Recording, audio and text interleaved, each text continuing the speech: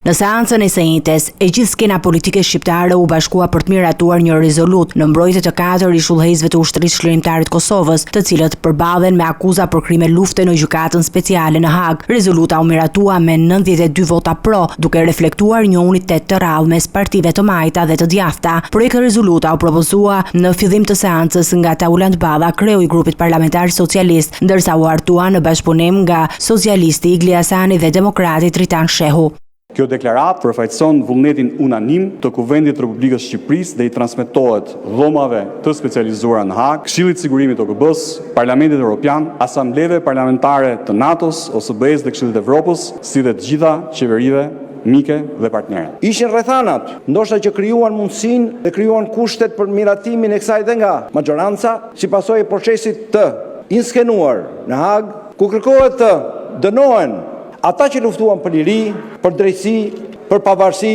Teksti i rezolutës thekson mbështetjen e plotë të luftës çlirimtare të Kosovës kundër regjimit të Miloševićit dhe refuzimin e kërkesës së prokurorisë për dënimin me 180 vite burg të ish-krerëve të UÇK-s, Hashim Thaçit, Kadri Veselit, Jakub Krasniqit dhe Recep Selimit.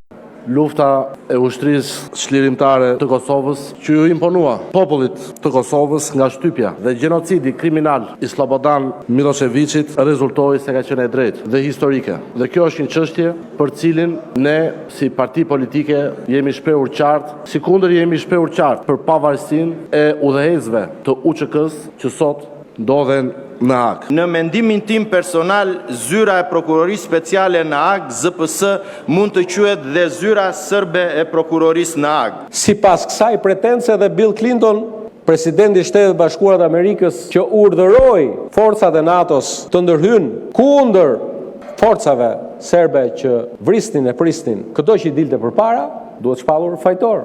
Pretenca në Hag kundër komandantëve të UÇK-s nuk ka asnjë dyshim, jo për ne shqiptarët, por të gjitha kombet e lira. Është një batërdi e tmerrshme dhe padyshim është një balt në vijim të baltave që janë përpjekur të hidhen në këto 27 vite kundër luftës çlirimtare në Kosovë. Ne urojmë fort që gjykata ndërkombëtare të mos çmendet dhe të dënojë këta lider politik, sepse ndryshe do ishte një mesazh për të gjithë kombet e vegjël e të shtypur kudo në botë, sipas të cilëve ata nuk duhet të luftojnë në përpiqjen për liri, sepse mund të dënohen edhe për krime. Kjo do ishte e pafalshme. 4 ishullëhesit e UÇK-s përballen me akuza të rënda për krime lufte dhe krime kundër njerëzimit, ndërsa procesi gjyqësor ka hyrë në fazën përfundimtare. Rezoluta e miratuar sot tregon se politika shqiptare, pavarësisht nga diferencat ideologjike, mbajnë qëndrim të bashkuar në respekt të historisë dhe kontributit të luftës çlirimtare, duke shprehur solidaritetin me ishullëhesit e UÇK-s dhe duke kërkuar që drejtësia të zbatohet në mënyrë të drejtë dhe të balancuar.